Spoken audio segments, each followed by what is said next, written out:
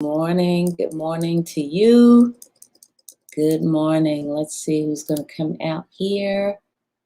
Good morning. Good morning to everybody. Let's see. Come on, come on, come on. Let's get some folks out here.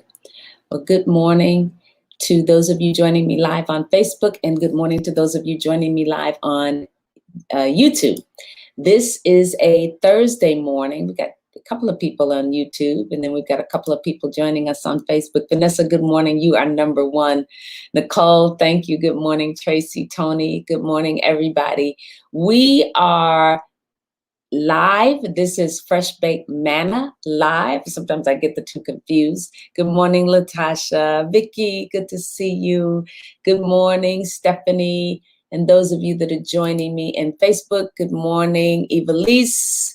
Good to see you on the YouTube side. Karen, I love you. Thank you so much. Good morning. We are talking this week about mentorship and why this is so important in our lives. And I shared some of my story yesterday about being an individual that I have mentors. And I realized, one day when I was in a little bit of a slump, wondering if anybody cared about me, if anybody ever thought about me, why doesn't anybody call and check on me? And having a little bit of a pity party, I will never forget that this thought came to me: what you think no one is for you, be that for someone else, and get this ball rolling. And then that's when I began my journey down the road of mentorship. And I have mentors in varying places in my life. I shared a little bit about them yesterday. But mentorship is a very powerful and incredible tool that all of us need to be stepping over into. It's constructive guidance, unlike any other relationship that you'll have. And when you're being mentored, you are not only looking for someone to guide you and to give you direction, but you're also looking for someone that will tell you the truth about you. You don't want to be in an environment where everybody is so overly enamored with you that they cannot tell you the truth. And this is why we need mentors in our life. Someone needs to tell you the truth about where you are missing it or where you have missed it, just like you need someone in your life that will speak love and words of affirmation to you. For mentoring to be successful, it's going to require you to be vulnerable. You're going to have to be vulnerable to be mentored. You can't be someone that, ain't okay, nobody speaking. You can't walk in pride and be mentored.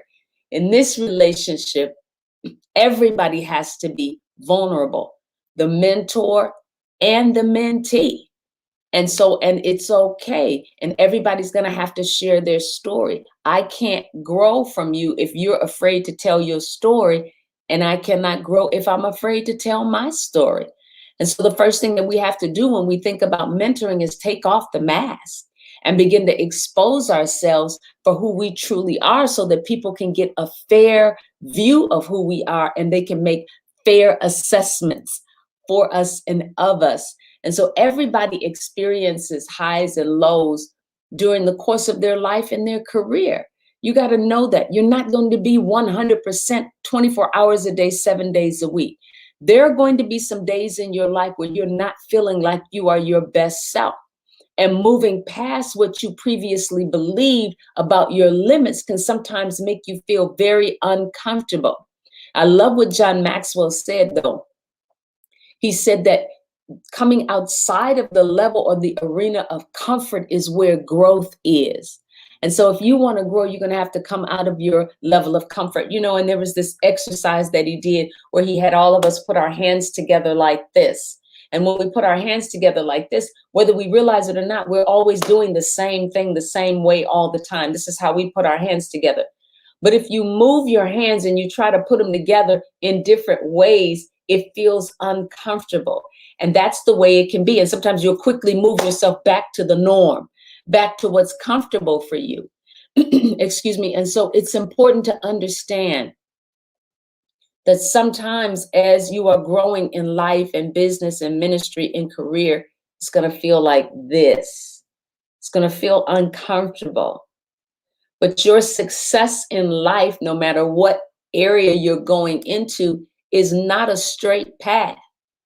Your success goals, just like your life, don't always go the way that you plan them to go. And it's going to involve some ups and some downs, and a willingness. You're going to have to be willing to veer off the beaten path sometimes and take the detour. I love what John Maxwell said. He said that in the detour, there is a tour. And so you have to be willing to go the route that you're being led to go by God, so that you can get where you want to go. You know, the traditional view of how people become successful looks like: we go to school, we get a job, we do well, we get promoted, we go back to school, you get a better job, you get promoted, and you keep doing this in your attempts to get to the top. And that sounds good. But rarely does it go that way for everybody. Everybody's path is not shaped the same way. Everybody, and you know, a lot of people that have done some significant things didn't take that path. But somehow we've convinced ourselves that forcing square pegs into a round hole is how we're supposed to succeed. And it is not. If you're shaped like a triangle, you need to be in a triangle. If you're shaped, you know, I love Pastor Lisa Anderson. She was saying, you know, I'm the best Betsy Johnson of the world, and I can't fit in a mold that's not shaped like her. And so I love that. And so we have to realize that there's going to be circumstances and situations and positions and places that are going to require us to step out of areas where we don't have control. You don't get to control this. And it's going to force you into places and spaces and alter, you know, in places where you have to alter your plans, but you got to be okay with that, right? You got to be okay with that. And so this is what a mentor will help us do. A mentor will help us get through these seasons in our life where we don't know what to do and things don't feel right. They don't fit right. These are the times that you'll begin to make progress in life. But flexibility is critical. You can't walk in a straight line when it might require you to turn in a different direction or go in a different direction. There's just too many paths to fulfill God's plan. And so being friendly and being flexible is key.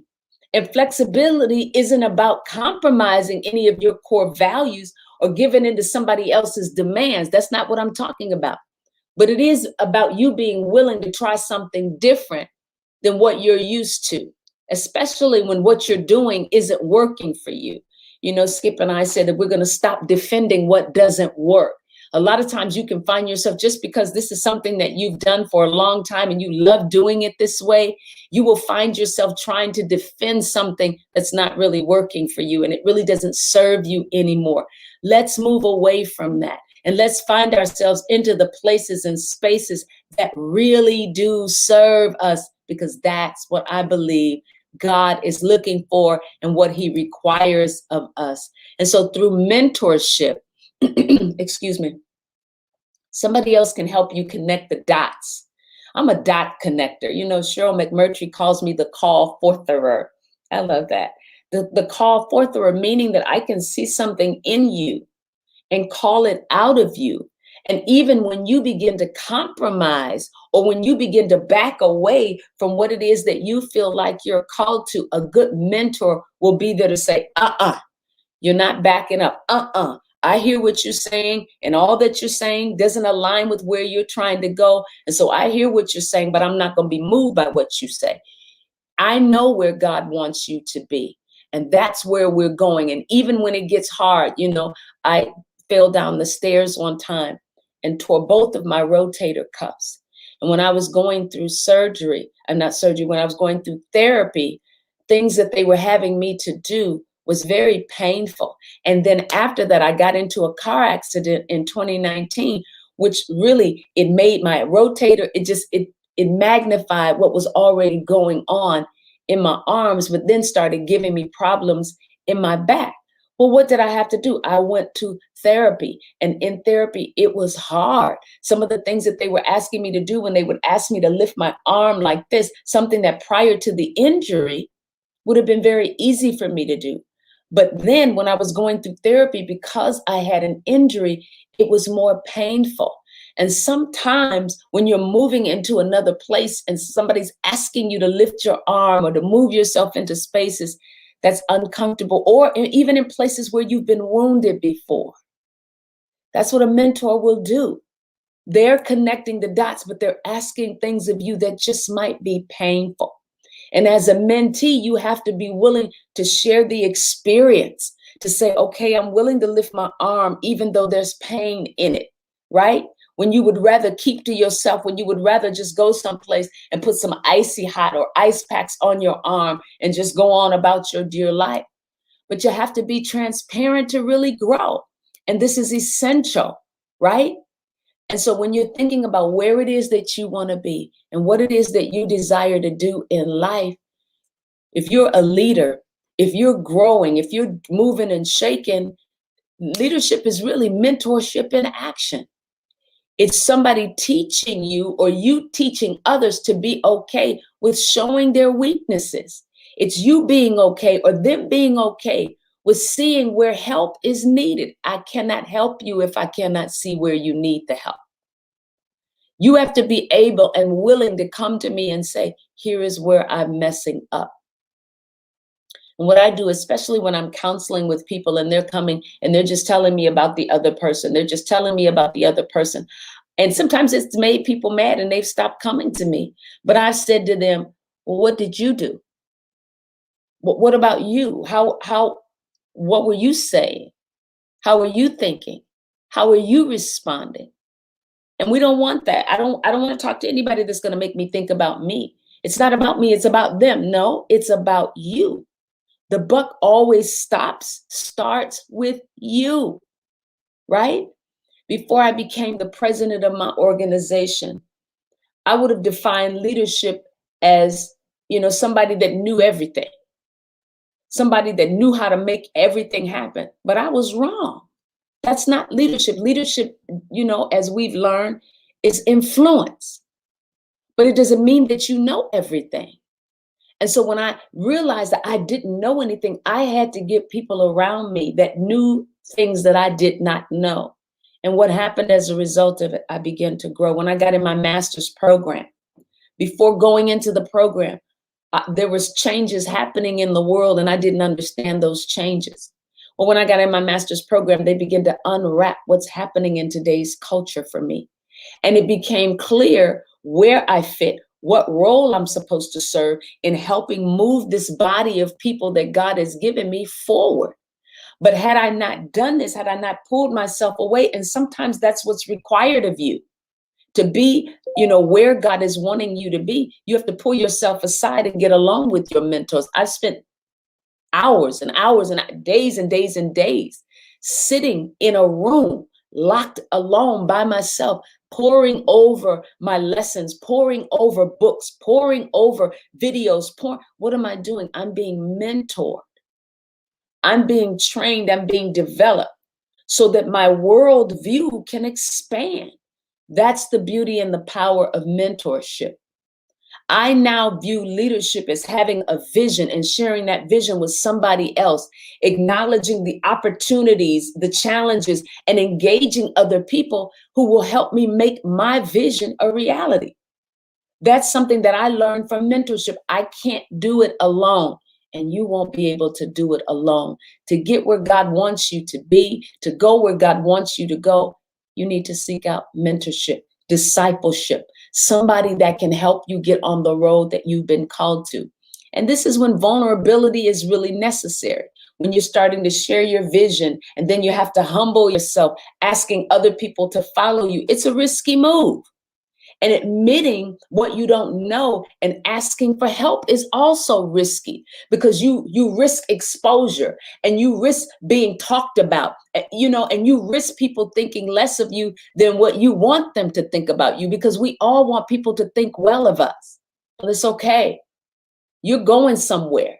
And the greatest leaders are those who understand that they need somebody else. And so we have to walk with other people, even when we're afraid to do so. We have to open up and let somebody else in. Have you been hurt? Oh my God, have I been hurt before? People have talked about me. People, all of that. Yes, I've been through all of that. People abandoning me, saying to me, God called them to be with me. And then when I give them responsibility, then they turn around and leave. They turn around and walk away. Or if there's a difficult moment or a difficult engagement or encounter that we have to have, if I have to correct them, they leave. Or if they have to correct me and they don't want to be the one to do it, they've left. And so on all sides, it's important that you position yourself to be the greatest leader, to be the greatest influencer that you can be. And the only way that you will be able to do that is to move yourself into the mentor-mentee space. Get yourself discipled because you won't regret it. Anytime you get someone sowing into you, pouring into you, all it's going to do is make you stronger. And the reverse of that is also true. Anytime you get to sow seeds into somebody else's life, it can only make that person better. And so come on, you all, let's do what God has called us to do. Be the people God has called you to be, because can't nobody beat you being you but you. So that being the case, take your life, harness who you are, get yourself in the right place so that you can receive all that you need to receive to be the best you. God bless you all. This has been Fresh Baked Manna Live. My name is Melva Henderson. I really hope I've said something today that's empowered you to be the best version of you that you can be. Because can't nobody beat you being you like you. I love you guys. See you tomorrow. Bye-bye.